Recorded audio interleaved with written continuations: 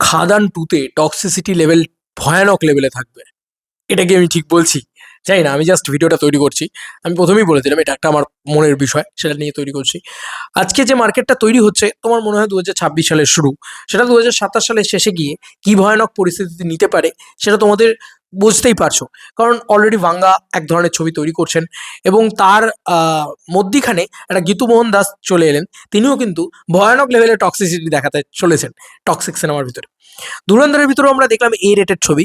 আমরা তো সবসময় চাইবো যে খাদান টু যেন এ রেটেড ছবি হয়। দেবদার খাদান টু এর কথা বলছি। এবার এই দেবদার খাদান টু, খাদান পার্ট ওয়ান কিন্তু একটা রেভলিউশন ঘটিয়ে দিয়েছে, এটা নিয়ে কোনো সন্দেহ নেই। যে কারণেই এত আলোচনা, এত কিছু। কোনো সিনেমার পার্ট টু আসছে ১.৫ বছর বাদে, বা ১.৫ বছরও কি, অলমোস্ট ২ বছর বোধহয় এখন রিলিজ হতে দেরি আছে। সেটাকে নিয়ে এখন থেকেই আমরা মানে আলোচনা করছি। তোমার মনে হয় যে এরকম কোনো সিনেমা তুমি পাবে এবং সেটাতে কোনো কন্টেন্টে ভিউজ আসবে বা কিছু হবে, কোনো কন্টেন্ট ক্রিয়েটার সেটা নিয়ে কথা বলবে? তাহলে এটাই হচ্ছে খাদানের পাওয়ার। খাদান পার্ট ওয়ানের ওই পাওয়ারটা ছিল, খাদান টু এর ওই পাওয়ারটা আছে। যাই হোক, এটা সুজিত রেণু দত্ত তৈরি করে ফেলেছেন ভাই, এটা নিয়ে কোনো সন্দেহ নেই। এবার একটা বড় বক্তব্য হচ্ছে, কি জিনিস মার্কেটে চলছে সেটাকেও কিন্তু মাথায় রাখা উচিত। টক্সিসিটি নেক্সট লেভেলে চলছে এখন। তুমি দেখো বাংলাদেশের ছবি বরবাদ টক্সিক, তাই তো? বাংলাদেশের ছবি তাণ্ডব টক্সিক নয় কি? রাক্ষস টক্সিক। তো এই যে ছবিগুলো, বাংলাদেশের ছবি এগুলো, এগুলোর ভিতরেও কিন্তু টক্সিসিটি ভরপুর ঢুকে গেছে। এবং তুমি যদি ইয়াসের টক্সিক ছবিটাই দেখো, সেই ছবিটার টিজার আজকে এসছে, সেটা ভয়ানক টক্সিক। এবং সেটার ভিতরে তো মানে কি বলবো, টক্সিসিটি লেভেল অন্য লেভেলে চলে গেছে। এবং মানে কি বলবো, মেক আউট করতে করতে এলাকায় উড়িয়ে দিচ্ছে, এইসব শর্ট রেখেছে। তো তোমার মনে হয় যে কোয়েল মল্লিক যখন রাজি হয়েছেন বা রাজি হবেন, সেই ছবিটা আরও কতটা ভয়ানক হবে, কতটা ডেঞ্জারাস হবে? এবং যেহেতু খাদান ওয়ার্ল্ডটা ইয়াং জেনারেশনকে টার্গেট করে, আমার মন বলছে যে এই সিনেমার ভিতরে টক্সিসিটি লেভেলটাও ভয়ানক থাকবে। কারণ এখন পাবলিক টক্সিক জিনিসপত্র দেখতে পছন্দ করছে। তোমরা দেখো না ধুরন্ধরের বক্স অফিস কালেকশন, মানে এ রেটেড ছবি কিন্তু ব্যাপক চলছে। এইটাকে মাথায় রেখে আবার বাঘি ফোর বানিয়ে দিলে মুশকিল। বাঘি ফোর কিন্তু মানে ছবি হিসেবে অনেকের ভালো লাগেনি, আমার কিন্তু খুব খারাপও লাগেনি।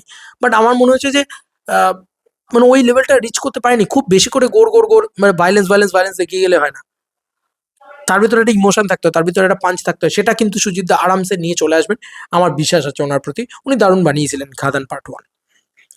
কিন্তু তুমি একটা জিনিস লক্ষ্য করে দেখো, যে একটা খাদান টু এর ভিতরে টক্সিসিটি লেভেল থাকবে না তোমার মনে হয়? ভয়ানক লেভেলে থাকবে। দেখো কোয়েলদির ক্যারেক্টারটা কি হবে আই ডোন্ট নো, তবে আমি একটা প্রেডিক্ট করছি, তোমাদেরকে বলছি সেটা। কোয়েলদির ক্যারেক্টারটা সম্ভবত শ্যাম মাহাতোর ইয়ে হতে পারে, ঠিক আছে? মানে শ্যাম মাহাতোর এক্স গার্লফ্রেন্ড হতে পারে, এরকম একটা অনেকের প্রেডিকশন সোশ্যাল মিডিয়া বেসে। আমিও সেটাতে সমর্থন করছি। সেই জায়গা থেকে আসতে পারে আর কি, সেই সময়কালের ইয়ে থেকে। যিশুদার সাথে সে যিশুদার বিষয়টা হয়তো অনেক আগেই বুঝতে পেরেছিল। সেখানে একটা টক্সিসিটি দেখানো যেতে পারে শ্যাম মাহাতোর ভিতরে, যে সে হয়তো পাত্তা দেয়নি বা সে হয়তো এ করেনি, এরকম একটা জায়গা। পরেই কোয়েল মল্লিকের ক্যারেক্টারটা মধু মাহাতোর জীবনে ফিরে আসছে, এমন একটা দিক হতে পারে। এবং কোয়েল মল্লিক হয়তো কোনো পজিটিভ ক্যারেক্টার নাও হতে পারে, সে হয়তো সবাইকে ডিস্ট্রয় করে রাজত্ব করতে চায়, ঠিক আছে? সবাইকে ব্যাকস্ট্যাপ করছে, হানি ট্র্যাপে ফেলছে, ইত্যাদি হতে পারে। এরকম ধরনের দিকপত্রও কিন্তু থাকতে পারে, আমার মনে হয় এরকম একটা দিক ছিল। হয়তো প্রথম দিকে হানি ট্র্যাপে ফেলার চেষ্টা করেছিল শ্যাম মাহাতোকে, সেই কারণে শ্যাম মাহাতো বিশ্বাস করে না তাকে, কিন্তু ও অ্যাকচুয়ালি শ্যাম মাহাতোকে ভালোবেসে ফেলেছিল। তো মোহনের বদমাইশিগুলো সে বুঝে যেত। এরকম ধরনের জিনিসপত্র আমরা অনেক বেশি এখন থেকে প্রেডিক্ট করে ফেলছি। আমার মনে হয় যে আমি প্রেডিক্ট করছি, এটা এরকম নয় যে এরকম এটাই লেখা আছে স্ক্রিপ্টের ভিতরে। স্ক্রিপ্ট তো আমি জানি না, কিন্তু ব্যাপারটা হচ্ছে এটা জাস্ট আলোচনা করছে, কারণ একটা ছবির হাইপ আছে, সেই অনুযায়ী সেটাকে নিয়ে আলোচনা করছি। কিন্তু টক্সিসিটি লেভেলটা কিন্তু ভয়ানক লেভেলে থাকতে পারে, ভয়ানক লেভেলে থাকতে পারে। আমার এটা মনে হয় খাদান টু এর ক্ষেত্রে টক্সিসিটি লেভেলটা ভয়ানক লেভেলে থাকতে পারে, এবং সেটা সেটা মানে প্রচণ্ডভাবে ওয়ার্ক করতে পারে পাবলিকের ভিতরে, প্রচণ্ডভাবে ওয়ার্ক করতে পারে। কারণ এখন পাবলিক না অনেক বেশি ভায়োলেন্স দেখতে চাইছে, অনেক বেশি গোর দেখতে চাইছে, অনেক বেশি ব্রুটাল সিনস দেখতে চাইছে, অনেক বেশি এই কি বলে এগুলোকে, এই মেকআউট সিন, বা এই যে যে কি বলে এগুলোকে, মানে র ব্রুটাল মারামারি, ঠিক আছে? আহ, মহিলাদের ইয়ে, এরকম ধরনের সিন। আমি সব কিছু তার ইয়ের ভিতরে, ইউটিউবের ভিতরে বলতে পারবো, রুলস অ্যান্ড রেগুলেশন আছে। বিপড হয়েছে তো হয়, আমি এডিট করি না, সে কারণে আমি বলে দিলাম যে এই সমস্ত সিন আর কি, যেগুলো টক্সিকের ভিতরে, গাড়ির ভিতরে হচ্ছে বা ইত্যাদি, এসব সিন কিন্তু পাবলিক প্রচণ্ড পরিমাণে দেখতে চাইছে। এবং তার ভিতরে একটা, যত যে সিনের ভিতরে যত টক্সিসিটি থাকছে, যে সিনের ভিতরে যত বেশি এই ধরনের কি বলবো, একটা একটা প্রোপাগান্ডা টাইপ জিনিসপত্র থাকছে, বা একটা ফিমেল ব্যাশিং, ঠিক আছে, এসব জিনিসপত্র থাকছে, বা আবার হয়তো খুব মেল ব্যাশিং থাকছে, এ ধরনের জিনিস। তুমি গার্লফ্রেন্ড তুলে দেখে নাও, মানে দ্য গার্লফ্রেন্ডের কথা বলছি, মানে যেটা তেলেগু ছবি, সেক্ষেত্রে আমরা দেখেছি মেল ব্যাশিংটাকে একটা বড় পয়েন্ট হাতিয়ার করে দেখানো হয়েছে। আবার কবির সিং এর ক্ষেত্রে আমরা দেখেছি ফিমেল ব্যাশিংটাকে একটা হাতিয়ার করে দেখানো হয়েছে, অ্যানিমেলের ক্ষেত্রে দেখেছি। তো এই যে একটা একটা একটা চ্যাটার তৈরি হয়ে যাওয়া একটা সিনেমা নিয়ে, একটা সিনেমা এমন কিছু তৈরি করে দেওয়া যেটা চ্যাটার তৈরি করে দেবে। তো এই জিনিসটা কিন্তু একটা বক্তব্য তৈরি করে দেবো, বা একটা এমন কিছু সিন যেটা শক করবে, ঠিক আছে, শকিং ভ্যালু দিয়ে দাও, সেইটা খাদান টুতে কিন্তু আমার মনে হয় ভয়ানক লেভেলে থাকতে চলেছে। ভয়ানক লেভেল, দেব কোয়েলের টক্সিসিটি সিন, এরকম ধরনের জিনিসপত্র আমরা বলতে পারি। কারণ তুমি বলতে পারো যে কোয়েল মল্লিক তো এই ধরনের সাহসের দৃশ্য করেনি, তাহলে বলবো শেষ থেকে শুরুর উদাহরণ দিচ্ছি তোমাদেরকে, জিৎ কোয়েলের শেষ থেকে শুরু উদাহরণটা তুলে রেখো, এবং তোমরা দেখো যে সেখানে কোয়েল মল্লিক কী লেভেলের সিন করেছে। কোয়েল মল্লিক করে না, বাট যদি মানে করেছে তো শেষ থেকে শুরুতে কিন্তু কোয়েল মল্লিক অল আউট গিয়ে চেষ্টা করেছে। ওটাই আমাদের বাংলাদেশের জন্য অনেক কিছু। আর ওটা যদি হয়, ওরকম ধরনের জিনিসপত্র যদি থাকে, তার সাথে মাস এলিভেশন থাকতে হবে, তো ভাই নেক্সট লেভেলে গিয়ে পৌঁছাবে আর কি ব্যাপারটা, আমার মনে হয়। তো এই যে টক্সিসিটি জিনিসপত্র, আমি জানি না বাংলার অডিয়েন্স কিভাবে দেখবে, আর যেভাবেই দেখবে সেভাবেই তো মজা। মানে যত বেশি চ্যাটার হবে, যত বেশি আলোচনা হবে, যত বেশি মানে লোকে যদি বলে, কেউ কেউ সো কল্ড কিছু পিপলস আছে যারা হয়তো বলো, মা এরকম শর্ট, এরকম দগদগে ব্যাপার, বা এরকম করছে, এরকম ধরনের জিনিসপত্র করছে, নোংরা জিনিসপত্র করছে, এই জিনিসটা কিছু লোক বললো, সঙ্গে সঙ্গে ইয়াং জেনারেশন ট্রিগার হয়ে যাবে, আচ্ছা কোথায় নোংরা জিনিসপত্র আছে দেখতে যাবো, চল। এই ব্যাপারটা হয়ে যায়। তুমি এক দিওয়ানি কি দিওয়ানিয়ত দেখো, সিনেমাটার ভিতরে কিছুই নেই, সিনেমাটার ভিতরে টক্সিসিটি রয়েছে বলে সিনেমাটা ব্যবসা করে বেরিয়ে গেল। আজকে বৈরাগের ভিতরেও এটা হতে পারে, আমার তো এটা মনে হয়। যাই হোক, তো আমার মন বলছে যে এই খাদান টু, এই ছবির ভিতরে কিন্তু, কারণ ওভার দি ইয়ার্স এটা পাবলিক ডিমান্ড, পাবলিক চাহিদা, তো এই জিনিসগুলোকে মানে স্ক্রিপ্টের ভিতরে ইনকর্পোরেট করতে করতে যাওয়া হবে, এবং এই কারণেই স্ক্রিপ্টটা লিখতে এতটা সময় নিচ্ছে তারা। তো এই সব কিছু তারা কিন্তু নোটিস করে যাচ্ছে যে গোটা মার্কেটে কী চলছে, পাবলিকের কী চলছে, পাবলিকের কীরকম টেস্ট অ্যান্ড প্রেফারেন্স যাচ্ছে, কোন দিকে এগোচ্ছে পাবলিক, বা মাস অডিয়েন্স যারা একদম হার্ড কোর কমার্শিয়াল মাস অডিয়েন্স, তারা কোন দিকে হাঁটছে বা কি চাইছে, কীরকম ধরনের কনজিউমিং। কারণ ওয়ান্স আপন এ টাইম এই মাস ছবির দিকপত্রটাই আলাদা ছিল। তুমি ভালো করে লক্ষ্য করে দেখো, আমরা বলো না তুমি আমারও একটা মাস ছবি দেখছি, আমরা সাত পাকে বাঁধাও একটা মাস ছবি দেখছি, বা আমরা সাথীও একটা মাস ছবি, সেই সময় কিন্তু মাস ছবির একটা অন্যরকম ভাষা ছিল। আমরা পরাণ যায় একটা মাস ছবি দেখছি, ভাষাটা অন্যরকম ছিল। তারপরে একটা ভাষা এলো যেখানে গ্যাংস্টার ছবিটাই একমাত্র মাস ছবি হয়ে দাঁড়ালো, এরকম একটা ভাষা এলো। এখন দেখতে পাচ্ছি যে গ্যাংস্টার ছবি তো হতেই হবে।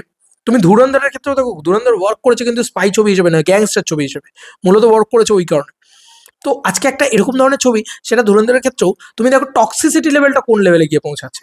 মানে ওখানেও কিন্তু এরকম প্রচুর শট আছে যেগুলো গোর, ভায়োলেন্স, ঠিক আছে, টক্সিক জিনিসপত্র, যেগুলো ব্রুটাল, ঠিক আছে। ও যখন যায়, মানে রণবীর সিং যখন যায়, প্যান্টের ভিতরে হাত ঢুকিয়ে দিচ্ছে ওখানে লোকে, মানে ওর জামা কাপড় খুলতে চাইছে। ছেলেরা ছেলেদের ভাই এইসব সিন ফিন রেখেছে সিনেমার ভিতরে, কি হয় না হয় আমি যেতে যাচ্ছি না, আমি বলছি যে এটা এটা পাবলিক ডিমান্ড, এগুলো লোকে চাইছে, এবং এগুলো মানে লং সাকসেস, এটা দেখতে পাওয়া যাচ্ছে। তো এই যে মানে জিনিসপত্র, এই যে ভার্সেটাইলিটি, এই যে নতুন করে করে দেখো ওভার দি ইয়ার্স কমার্শিয়াল ছবিটাও কিন্তু কমার্শিয়াল ছবিই রয়েছে, লাইলাপ্পা গান রয়েছে, আইটেম সং রয়েছে, সব কিছুই রয়েছে, কিন্তু আস্তে আস্তে কিন্তু ডেফিনেশনটা ভাঙতে ভাঙতে যাচ্ছে, এবং খাদান হচ্ছে আহেড অফ টাইম ফিল্ম। কেন আমি বলছি, কারণ খাদান এত ফাস্ট ফাস্ট ফাস্ট ফাস্ট এগোয় যে সিনেমাটা মানে অনেকে মনে হতে পারে একটা সিন না দেখলেই মিস, এরকম একটা ব্যাপার, খুব ফাস্ট এগোনো একটা সিনেমা। তো সেটা কিন্তু সেই সময় বাংলা ছবিতে ওরকম ধরনের ছবি হচ্ছিল না, যে কারণে কিন্তু পাবলিকের কাছে মানে অনেক বেশি কি বলবো হার্ট হিটিং লেগেছিল। এবার আবার খাদান টু আসছে, সেটা কিন্তু সময়ের থেকে এগিয়ে থাকা সিনেমাই হতে হবে, তবেই গিয়ে কিন্তু মানে কাইন্ড অফ সময়ের থেকে একটু এগিয়ে থাকা সিনেমা হতে হবে, তবে গিয়ে পাবলিক ও মাই গড এটা তো দেখিনি, এরকম একটা ব্যাপার তৈরি করবে। তো আমার মনে হয় যে ওই টক্সিক জিনিসপত্রগুলোকে, এখন তো ওভার দি টাইম চলছে চলছে চলছে, এমন একটা জিনিস জায়গায় গিয়ে দাঁড়াবে যখন খাদান টু আসছে নাকি, তখন দেখবে এই মার্কেটটা পুরো টক্সিসিটিতে ভরে গেছে। কারণ এই তো সামনে স্পিরিট আসছে, তোমার মনে হয় কী সব সিন দিয়ে ভাঙ্গা দেখাবে ভাই আজকে, টক্সিক দেখার পরে ভাঙ্গা যে কী সব করবে নিজের স্ক্রিপ্টে চেঞ্জেস, মানে ও তো ভাই ছেড়েই দাও। তো কালকে যখন মানে টক্সিক বেরোবে, ও সবার আগে দেখতে যাবে মনে হয় ভাঙ্গা, দেখে এসে আগে ইয়ে করবে আর কি, স্পিরিটের ভিতরে চেঞ্জ করবে।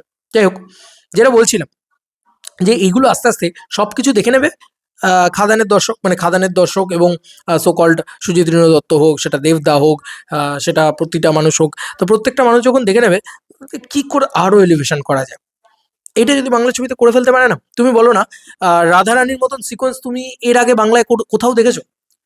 ওরকম একটা গান চলছে, ওরকম একটা রাধারানীর মতো ওরকম একটা গান চলছে, আহ, মানে ওরকম একটা বৈষ্ণব গান চলছে, আর সেখানে ওরকম রক্তারক্তি কাটাকাটি চলছে। ওটা হচ্ছে আমাদের মানে নিজস্বতা, ওটা আমাদের নিজস্বতা, ওটা আমাদের নিজস্ব কালচার, নিজস্ব বাংলা সিনেমার রুটস। এবং তার সঙ্গে সঙ্গে একটা প্রথম কিছু দেখানো, যেটা গোটা ইন্ডিয়ান সিনেমাতে আমরা এরকম ধরনের সিন আমার মনে পড়ছে না আমি দেখেছি অন্তত। আমার না দেখাই থাকতে পারে, কারোর যদি দেখা থাকে প্লিজ আমাকে জানিও যে এরকম সিন তোমরা দেখেছো কিনা রাধারানীর মতন সিন।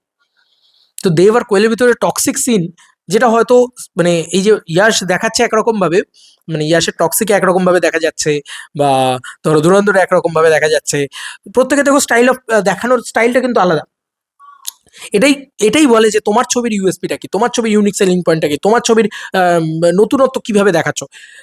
ধুরন্ধর একরকম ভাবে দেখাচ্ছে, টক্সিক একরকম ভাবে দেখাচ্ছে, স্পিরিট আর একরকম ভাবে দেখাবে, প্রত্যেকটা ছবির স্টাইলটা কিন্তু আলাদা। ঠিক এগুলোকে সব দেখার পরে খাদানটু কিন্তু অন্যরকম ভাবে দেখাবে। এই যে দেব আর কোয়েলের ভিতরে টক্সিক সিন, সেটা ভয়ানক ভাবে একটু অন্যরকম ভাবে দেখাবে আমার মনে হয়, বা দেখাতে পারে বলে আমার ধারণা। এবং টক্সিক তো থাকবেই। আমি যেটা সব থেকে বেশি চাই খাদান টু এর ক্ষেত্রে, সেটা হচ্ছে ভাই 3 ঘন্টার ছবি হোক, এবং এ রেটেড ছবি হোক। কারণ এখন লং ফরম্যাটের যে ছবি বা লং ডিউরেশনের যে ছবি, সেই ছবি কিন্তু সব থেকে বেশি ব্যবসা করছে। কারণ ওই ওয়ার্ল্ডটাকে লোকে দেখতে চাইছে, বোরিং যাতে না হয়ে যায় সেটা কিন্তু সবসময় মাথায় রাখা উচিত, যে বোরিং যাতে না হয়ে যায়।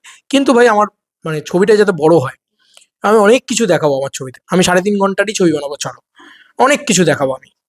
কারণ খাদান টু এর অভাব হওয়া উচিত না। খাদান পার্ট ওয়ান যে লেভেলে ব্যবসা করেছে, আমার মনে হয় কোনো জায়গায় কোনো কোনো কর্পণ্য, কোনো খামতি, কোনো জায়গা কম হওয়া উচিত না খাদান টু এর জন্য। সব যেন পাই, আইটেম সংও যেন পাই, টক্সিসিটিও যেন পাই, এ রেটেড ছবিও যেন হয়, যাতে একদম ইয়াং জেনারেশন যাতে একদম বলে না যে একদম মানে বাঘের মুখে এক বাটি রক্ত ধরার মতো চেটে পুটে খা একদম, তবে না সিনেমা একটা 30 কোটি পার ব্যবসা করবে। তো তোমাদের আর কি মতামত ভিডিওটাকে নিয়ে জানিও কমেন্ট সেকশনে। চলো বন্ধুরা, নতুন কোনো ভিডিওতে দেখা হবে, বাই।